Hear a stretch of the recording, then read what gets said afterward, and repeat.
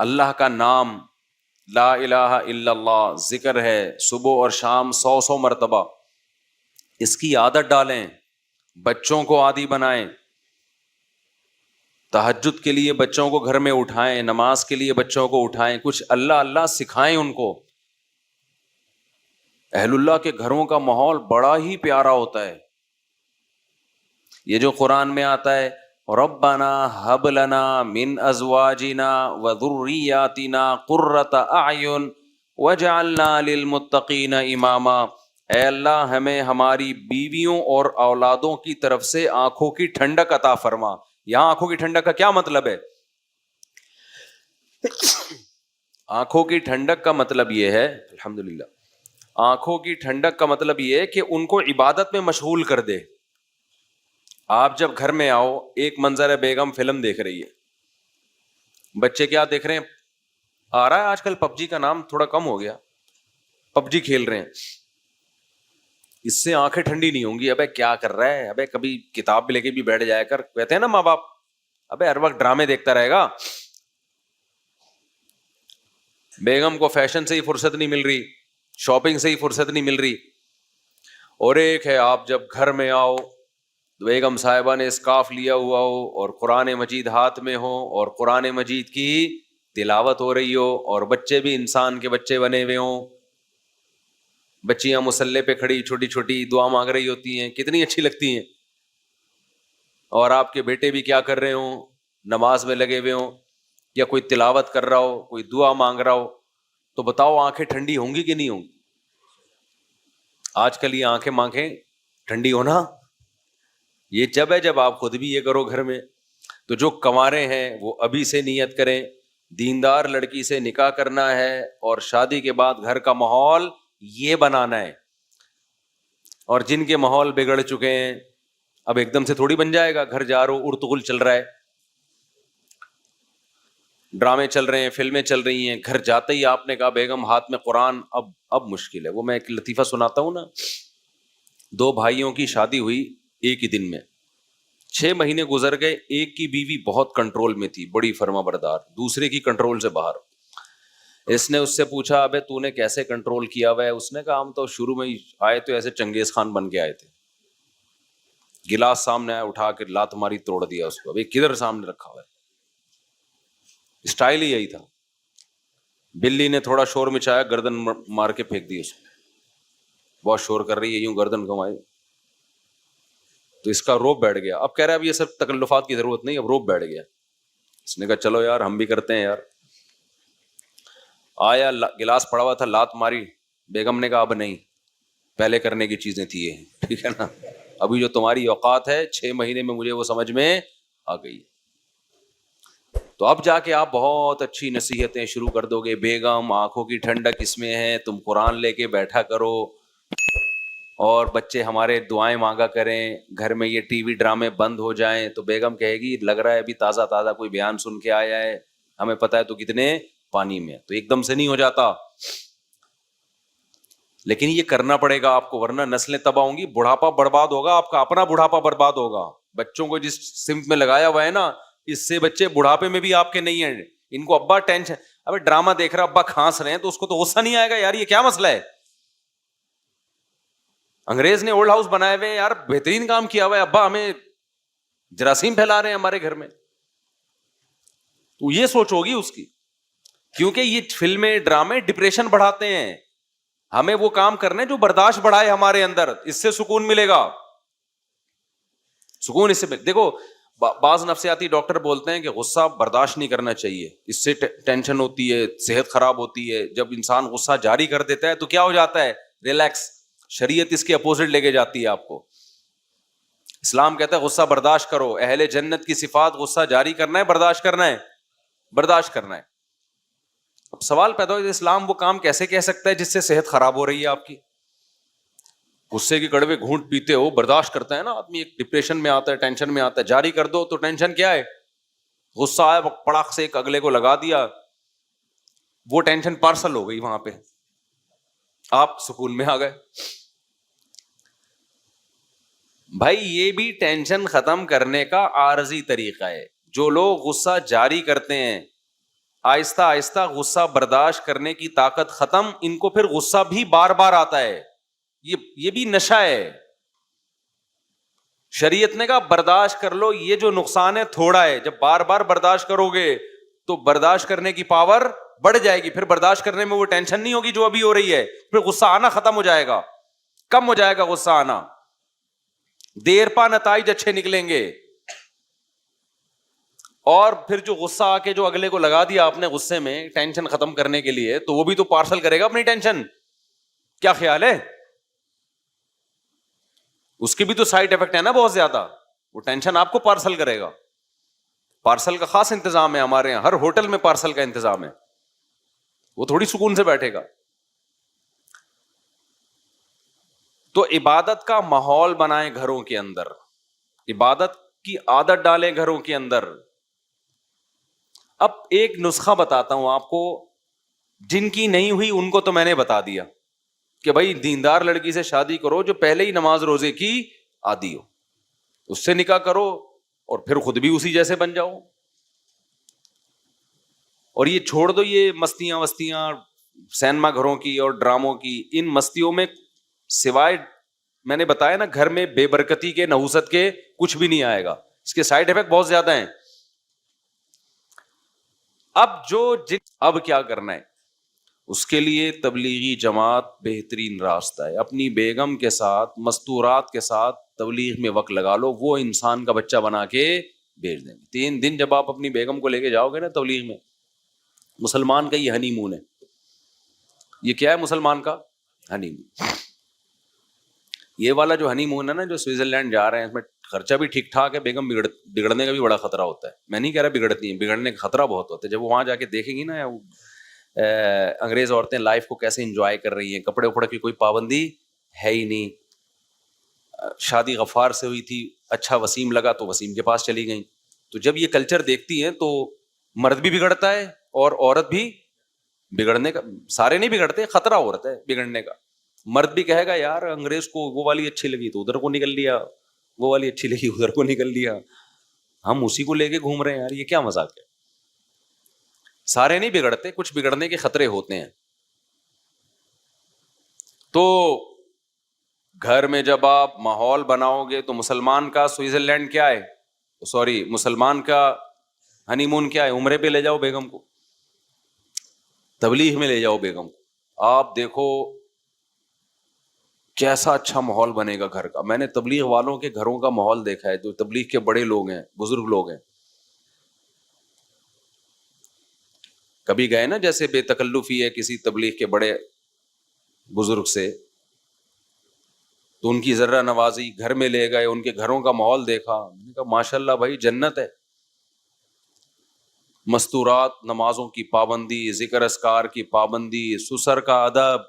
آج کل تو بدتمیز بنایا جا رہا ہے بہوؤں کو, اس طرح کے ڈائلاگ, یہ ساس کی خدمت واجب نہیں, سسر کی خدمت واجب نہیں, کوئی رشتہ ہی نہیں ہے ساس سسر کا. رشتہ نہیں ہے تو مجھے بتاؤ داماد کے لیے ساس سے نکاح حرام کیوں ہے؟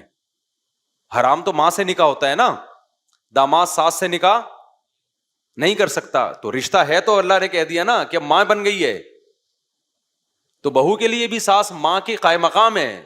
میں نہیں کہہ رہا بالکل ماں جیسی ہے, لیکن جب گھروں میں دین آئے گا, تمیز آئے گی, تو پھر بہویں یہ مسئلہ نہیں پوچھیں گی کہ ساس کی خدمت واجب ہے یا نہیں ہے. بہو کیا کہے گی, بھائی بڑوں کی خدمت سے کیا ملتا ہے, خدا ملتا ہے. تبلیغ میں تو یہی سکھایا جاتا ہے, خدمت سے کیا ملتا ہے, خدا ملتا ہے. بھائی میرے شوہر کی ماں ہے تو میرے لیے تو شوہر جنت, تو جو شوہر کی جنت ہے وہ میری بھی کیا ہے, جنت ہے. غیرت مند آدمی اپنی خدمت سے اتنا خوش نہیں ہوتا جتنا اپنی ماں کی خدمت سے خوش ہوتا ہے. اگر غیرت ہے اس میں, کہتا ہے بیگم مجھے بھول جاؤ, میری ماں کی خدمت کرو, اسی سے دل جیتو. تو میں نے تبلیغ والوں کے گھروں کا ماحول بھی دیکھا ہے الحمدللہ, اور میں نے لبرل لوگوں کے گھروں کا ماحول بھی دیکھا ہے. لبرل لوگوں کے گھروں کے ماحول میں کیا ہے, ابا ادھر بیٹھ کے کھانا کھا رہا ہے, بچہ برگر کھانے جا رہا ہے دوستوں کے ساتھ, بیگم صاحبہ اپنے الگ روم میں, بچے بھی ایک آدھی ہوتے ہیں, اور بیٹی صاحبہ وہ اپنا لیپ ٹاپ لے کے کمرے میں بیٹھی ہوئی, میں بزی ہوں مجھے کوئی ڈسٹرب نہ کرے. تبلیغ والوں کے گھروں کا ماحول بھی دیکھا, ایک تو نسل زیادہ ہوتی ہے, بہویں بھی ہیں, داماد بھی ہیں, بیٹے بھی ہیں, بیٹیاں بھی ہیں, گھر بھرا ہوا ہے, سمجھتے ہو. ایک بڑے بزرگ کے ہاں جانا ہوا, انہوں نے کہا کہ اللہ نے ہمیں بہو اتنی اچھی دے دی مولوی صاحب, وہ تو جو ہمارے گھروں میں اعمال میں سستی ہو رہی تھی, وہ بہو اس سستی کو بھی کیا کر رہی ہے, دور کرنے کا ذریعہ بن رہی. واہ واہ, بہو کی تعریف قیامت کی علامت ہے یا نہیں ہے؟ کوئی اپنے منہ سے بول رہا ہو اچھی بہو آ گئی. بہویں تو گھر کا ماحول کیا کر دیتی ہیں, جو ڈرامے کی قسطیں رہ گئی تھی وہ بھی پوری کرواتی ہیں, کہ 27ویں رات میں یہ والا ڈرامہ رہ گیا تھا, اس کو پورا کرو. ہمارے اوپر خدمت واجب نہیں ہے, شوہر کی نہیں خدمت آج کل واجب ہو رہی, تو ساس سسر تو بہت دور کی چیز ہیں. ایک اسکالر نے بتایا کہ عورت پہ خدمت واجب نہیں ہے نا, شوہر کی بھی اور ساس سسر کی بھی. تو کسی خاتون نے لکھا تھا کہ وہ پیڑے کھانے کے لیے آئی ہے گھر میں, وہ ساری ذمہ داریاں پوری کرے, وہ کچھ بھی نہیں کرے, تو وہ کیا ہے, یعنی اس کا کیریکٹر کیا ہے, اس کا کردار کیا ہے, اس کی ذمہ داریاں کیا ہیں. ایک عورت نے اعتراض کیا تھا, اور اس عورت نے کہا میں ساس نہیں ہوں, میں خود بہو ہوں. میں نے اس کے اسکرین شاٹ لے لیا نا, اس کے کمنٹس. اس نے کہا میں خود بہو ہوں, اور مجھے حیرانگی ہوتی ہے ان بہوؤں پہ جو کہتی ہے ہمارا ساس سے کوئی رشتہ نہیں ہے. اس نے کہا مجھے اگر اپنے میاں سے محبت ہے تو مجھے اپنی ساس سے بھی محبت ہوگی. مجھے پوری ورڈنگ یاد نہیں ہے اس کا مفہوم بیان کر رہا ہوں. میں نے کہا غیرت مند بہو ہوئی, خاندانی بہو. اسکرین شاٹ لے لیا, میں نے کہا بیان میں نا وہ پڑھ کے سناؤں گا, دیکھو کیا لکھا ہوا ہے اس نے. وہ اسکالر بتا رہا ہے کہ کوئی رشتہ کچھ بھی نہیں, پہلے ہی سب ختم ہو گیا میرے بھائی, ہم انگریز بن چکے ہیں آدھے سے زیادہ, ریلیشن ختم. جو تھوڑا بہت ریلیشن رہ گیا ہے وہ بھی کیا کر دیا, برباد. تو اپنی مستورات کو نا گھر کی جب آپ تبلیغ میں نکالو گے تو تبلیغ میں ان کو اعمال کا ماحول ملتا ہے. کچھ چیزیں سمجھانے سے نہیں ہوتی, کروانے سے سمجھ میں آتی. حضرت حاجی امداد اللہ مہاجر مکی رحمت اللہ علیہ, وہ چاہتے تھے حضرت مولانا رشید احمد گنگوہی رحمت اللہ علیہ کو ذکر کی عادت ڈالنا. ان کے پاس ٹائم ہی نہیں تھا مصروفیتوں کی وجہ سے. تو مشہور واقعہ ہے, مختصر بیان کر رہا ہوں. ایک رات انہوں نے کہا اپنا بستر میرے بستر کے ساتھ لگا دینا, اور رات کو ان کے ہاتھ میں تسبیح پکڑا دی اور کہا اللہ اللہ کرو. تو حضرت رشید احمد گنگوہی رحمت اللہ علیہ کہتے ہیں کہ میں نے جو اللہ اللہ کیا ایسا مزہ آیا, اس کے بعد بڑھاپے تک بھی وہ تسبیح نہیں چھوٹی. اور جب بہت بوڑھے ہو گئے تھے اور تسبیح وہ اتنی پرانی, کسی نے ایک نئی تسبیح لا کے دی اور کہا کہ حضرت اتنے پرانے دھاگے ہو گئے, دانے بھی گھس گئے ہیں اس کے, چھوڑ دیں اس کو, کوئی اچھی تسبیح رکھ لیں. انہوں نے فرمایا کہ اس تسبیح سے مجھے محبت ہو گئی ہے, اس نے مجھے اللہ اللہ کرنا سکھایا ہے, اب اس سے بھی مجھے محبت ہو گئی ہے. انسان مسلسل جس جگہ نماز پڑھتا ہے اس جگہ سے انسان کو محبت. تو میرے بھائی کچھ تھوڑا سا اللہ اللہ کرنا بھی سیکھ لو, آج کل یہ بالکل ختم. تو تبلیغ میں وقت لگانے سے کیا ہوگا, بولو نا.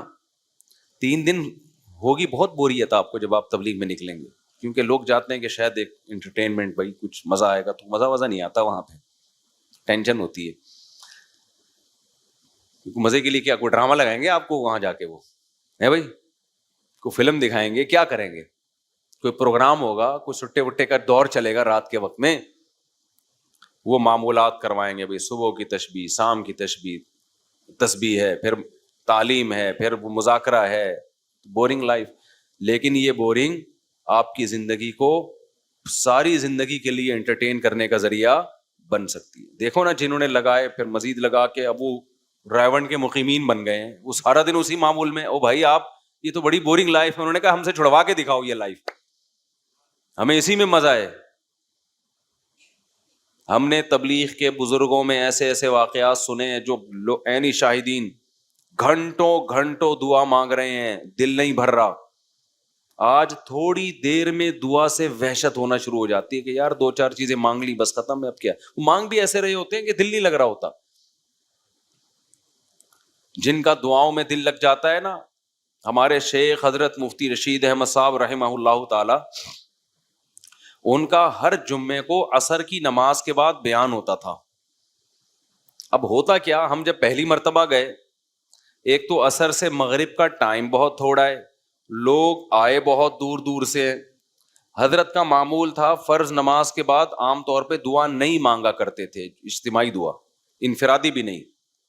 رات کے وقت آخری حصے میں اٹھ کے لمبی دعا مانگتے تھے. لیکن جمعے کے دن عصر کی نماز کے بعد دعا مانگتے تھے ہاتھ اٹھا کے. وہ بتاتے تھے یہ دعا بیان سے پہلے کی دعا ہے کہ اللہ میں جو لوگوں میں بات کروں گا تو مجھے وہ بات کہنے کی توفیق دے جس میں تیری رضا ہو. تو حضرت عصر کے بعد بیان سے پہلے دعا مانگنا شروع کرتے، اتنی لمبی، بعض دفعہ اکیلے دعا ہو جاتی، ہم کہتے بیان کا ٹائم تو رہا نہیں ہے. حضرت کو اس کی پرواہ نہیں ہوتی تھی، بیان پھر بہت مختصر ہو جاتا تھا، لیکن وہ جو مختصر ہوتا اسی نے لوگوں کی زندگیاں تبدیل کر دی. ایسی ایسی قربانیاں دی لوگوں نے. تو ہم نے ایک دفعہ پوچھا کہ آپ ہاتھ اٹھا کے جب دعا مانگتے ہیں تو مختصر کر لیا کریں. اچھا ویسے جب بھی حضرت سے کوئی آ کے کہتا نا کہ حضرت یہ دعا مانگ لے میرے لیے، تو حضرت ہاتھ اٹھائے بغیر دعا مانگتے تھے کہ اللہ کرے آپ کی حاجت پوری ہو جائے، اللہ کرے ایسا ہو جائے، اللہ. ہاتھ نہیں اٹھاتے تھے. تو ہم نے کہا حضرت ہاتھ اٹھا کے دعا مانگ لیا کریں آپ مختصر. تو حضرت نے فرمایا میں جب ہاتھ اٹھاتا ہوں تو پھر مجھ سے جلدی ہاتھ نیچے رکھے نہیں جاتے. سمجھ رہے ہیں؟ پھر نہیں دل چاہتا. جواد اور کریم بادشاہ کے دربار میں ہاتھ اٹھائے، پھر تو ایسا مزہ آتا ہے، ایسا مزہ آتا ہے کہ مانگتے چلے جاؤ بھائی. آج دعاؤں میں طاقت ختم ہو گئی ہے، بس اجتماعی دعائیں چل رہی ہیں، امام مانگ رہا ہوتا ہے پیچھے ہول سیل کے حساب سے آمین. چلو غنیمت ہے وہ بھی. انفرادی دعائیں مانگنے کی عادت ڈالو، اللہ سے رشتہ بناؤ، ہاتھ اٹھا کے گڑ گڑانا سیکھو. لوگ کہتے ہیں یار ہمیں بوریت ہو رہی ہے، دل نہیں لگ رہا. تو میں نے بتایا نا جس کام میں دل نہیں لگ رہا وہی کرنا ہے، اس سے دل لگنا شروع ہو جائے گا. نہیں آ رہی میرا خیال ہے بات؟ آج سے عادت ڈالو لمبی دعائیں مانگنے کی، تنہائی میں، اکیلے میں. تنہائی کا موقع نہیں ہے، لوگوں کے سامنے مانگا، مطلب اجتماعی کی بات الگ ہے. اصل دعا میں کیا ہے؟ انفرادی. لوگ اجتماعی دعاؤں کو زیادہ اہمیت دیتے ہیں. اللہ کی نظر میں انفرادی دعا کی ویلیو اجتماعی دعا سے زیادہ ہے. کیوں؟ ادعوا ربکم تضرعا وخفیا. اللہ کہتے ہیں اپنے رب کو عاجزی کے ساتھ اور چپکے سے پکارو. تو گھروں میں عادت ڈالیں گے کہ نہیں ڈالیں گے دعاؤں کی اور نماز کی، عبادت کی؟ اس کا طریقہ میں نے بتایا کہ کیا طریقہ ہے. اب ایک دم نہیں پڑے گی عادت، پھڈا ہو جائے گا بیگم سے، بچوں سے پھڈا ہو جائے گا. اس کا طریقہ کیا ہے؟ اللہ نے بہترین آپشن دیا ہے. کس کا؟ تبلیغ کا. وقت لگاؤ اس میں. دیکھو گھروں کا، میں نے دیکھا ہے جو تبلیغ میں وقت لگاتے ہیں ان کی عورتیں بھی، گھروں کا ماحول بالکل چینج ہو جاتا ہے، بالکل چینج ہو جاتا ہے. گھر میں تعلیم بھی شروع ہو جائے گی پھر. اور اگر نہیں وقت لگاتے تو پھر بیٹھے رہو آرام سے. بڑے لوگ کہتے ہیں نا ایک بات، ہم لوگ کیا چونکہ بزرگ بھی ہوتے ہیں تو بزرگ نصیحتیں بھی کر رہے ہوتے ہیں. بہت سے فرقے ایسے ہیں جن کے یہاں بزرگ کیا ہیں؟ بولو نا، ہے ہی نہیں، بزرگ ہی نہیں ہے ان لوگ کے یہاں. ایک آدمی جو تھا نا پتہ نہیں کس فرقے کا تھا، تو وہ فقہ وہ ہمارے حضرت کے ہاتھ پہ بیعت ہوا اور مسلک ہی چینج کر لیا اس نے. اس نے کہا آج سے میں فقہ حنفی کو فالو کروں گا. ہم نے پوچھا وجہ کیا؟ کہہ رہے یار ہم نے اپنے مسلک میں کوئی بزرگ ہی نہیں دیکھے. صحیح ہے نا، کوئی بزرگ ہی نہیں ہے. تو ہم لوگ کے یہاں چونکہ بزرگ ہوتے ہیں لہٰذا وہ نصیحتیں بھی کر رہے ہوتے ہیں. وہ بزرگ کی نصیحت ہی نکل گئی جو میں کرنا چاہ رہا تھا اس چکر میں. ہاں کہ وہ نصیحت یہ ہے کہ آپ کا اپنا اگر کوئی ویژن نہیں ہوگا تو آپ کسی اور کے ویژن کا حصہ بن جائیں گے. آپ کا اپنا کوئی ہدف نہیں ہوگا. آپ اگر اچھے کاموں میں ٹائم نہیں گزارتے تو شیطان پھر اپنے کاموں میں آپ کو لگا دے گا. شیطان کسی کو فارغ نہیں بیٹھنے دیتا، خوب سمجھ لو. جب کوئی بزی ہوتا ہے نا کسی اچھے کام میں تو شیطان کی رسائی نہیں ہوتی وہاں تک. شیطان کہتا ہے یہاں سے ہٹے گا تو میں اس کو بہکاؤں گا نا, آپ کا دماغ ادھر لگا ہوا ہے, تو شیطان کہتا ہے میں محنت کیسے کروں اس کے اوپر. دیکھو کمپنیاں جو اپنی پروڈکٹ بیچنے کے لیے آتی ہیں نا, فارغ آدمی کو سمجھاتی ہیں کہ سر یہ بہترین, فون انگیج جائے گا تو وہ نہیں کریں گے نا, جس نے فون اٹھا لیا اس کو وہ پیکج پہنانا شروع کر دیا, تو وہ بھی دیکھتے ہیں یہ فارغ بیٹھا ہوا ہے, چلو جی اپنی پروڈکٹ منجن جو بھی ہے اس کو لا کے پہنا دی. جو مصروف ہوگا تو کہیں گے بھائی اس کو غصہ آئے گا اگر میں نے اس کو چھیڑا جا کے. تو شیطان بھی یہ کر رہا ہوتا ہے, جو مصروف آدمی ہوتا ہے شیطان کی اس تک رسائی مشکل سے ہوتی ہے, اور جو ویلے ہوتے ہیں نا, ویلے سمجھتے ہیں جو ہوتے ہیں آج کل فارغ ہوتے ہیں, شیطان کہتا ہے تو فارغ بیٹھا ہوا ہے, چل میں تجھے اپنے کام میں لگاتا ہوں, نئی فلم آئی ہوئی ہے مارکیٹ میں, چل وہ چل کے دیکھ تو جا کے. الٹے کاموں میں لگائے گا آپ کو, فحش فلموں میں لگا دے گا, پان گٹکے میں لگا دے گا, شراب میں لگا دے گا, برائیوں میں لگا دے گا. آپ نے اپنے اگر اسکیجول ایسا بنایا کہ سارا دن آپ کے پاس فضول کاموں کا ٹائم ہی نہیں ہے, تو شیطان کو بہکانے کا موقع نہیں ملے گا. سارا دن اپنا اسکیجول بنا کے اپنے آپ کو بیزی کر لیں. جب آپ یہ سوچیں گے نا تو شیطان اس میں پتہ ہے کام کیا کہے گا, ابے کیا سارا دن مصروف ہو جائیں, پاگل ہے کیا, تو زندگی کا مزہ ہی ختم ہو جائے گا. تو سارا دن مصروف کا مطلب یہ نہیں ہے کہ کاموں میں مشغول ہو جائیں, تفریح کے لیے بھی ٹائم نکالیں, لیکن وہ تفریح جو جائز تفریح ہو اس کے لیے بھی ٹائم نکالیں آپ. بلکہ شروع میں تو تفریح کا ٹائم زیادہ ہو, کاموں کا ٹائم بولو نا کم ہو. جو ویلے ہیں نا ایک دم سے ان پہ کام کا بوجھ ڈالا جائے گا تو مر جائیں گے ٹینشن سے. تو اپنے آپ کو عادی بنائیں, پہلے کم معمولات رکھیں صبح شام کے, کم معمولات, اور جو باقی فارغ دینا اس کو سوچیں کیا کرنا ہے, تو اس کو کسی جائز تفریح میں پہلے سے لگا دیں آپ. جائز تفریح کیا ہے بھائی, جاگنگ ہے, جم ہے, سوئمنگ ہے, جانور پالو ان پہ دل لگاؤ بہلاؤ ان میں, بچے پالو ان کو لے کے گھومو پھرو, نلی نہاری کھاؤ, جا کے تاریخ روڈ پہ نہاری کھانے نکل جاؤ, وہاں یار سنا ہے وہ نئی بریانی مارکیٹ میں آئی ہے ذرا ٹرائی کر کے دیکھتے ہیں. یہ کیا کون سی تفریح, حیدرآباد کی مچھی سنا ہے بڑی مشہور چل رہی ہے آج کل. اب لیکن یہ جب پیسے ہوں گے تو ہوگا نا, جب پیسے نہیں ہے تو کیا کریں پھر, پیسے نہیں ہیں تو وہ اور آسان ہے زندگی. جب جس کے پاس پیسے نہیں ہوتے نا زندگی اور کیا ہے, کیونکہ اس کے بعد گناہ کے پیسے بھی نہیں ہوتے, پھر وہ گٹکے کے لیے ادھار مانگ رہا ہوتا ہے لوگوں سے. تو جو پیسے نہیں ہیں تو اور کسی چیز میں اپنے آپ کو, جاگنگ کے لیے پیسے لگتے ہیں, سوئمنگ پہ لگتے ہیں پیسے ٹکٹ, لیکن جاگنگ پہ کوئی پیسہ بولو نہیں لگتا. جم کی فیس بھی آج کل بہت ہی بےچارے رو ہی رہے ہوتے ہیں جم والے کہ یار وہ بھی نہیں دے رہے ہوتے لوگ. جم میں ایڈمیشن کروا لو, فیس پی جاؤ, استغفر اللہ, یعنی فیس بعد میں دے دو. جم والے سے بولو تو زکات نکالتا ہے کہ نہیں نکالتا, اتنا بڑا بزنس ہے, بولے ہاں نکالتا ہے, تو کہ میں زکات میں آ گیا بس, ٹھیک ہے نا, میں تیری جم کی زکات ہوں.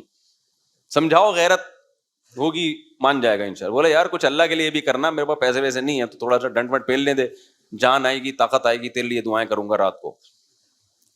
تو بہت سارے کام ہیں جو غریب بھی کر سکتا ہے. چوزے تو پال سکتا ہے نا, مور نہیں پال سکتا اور ہرن نہیں پال سکتا.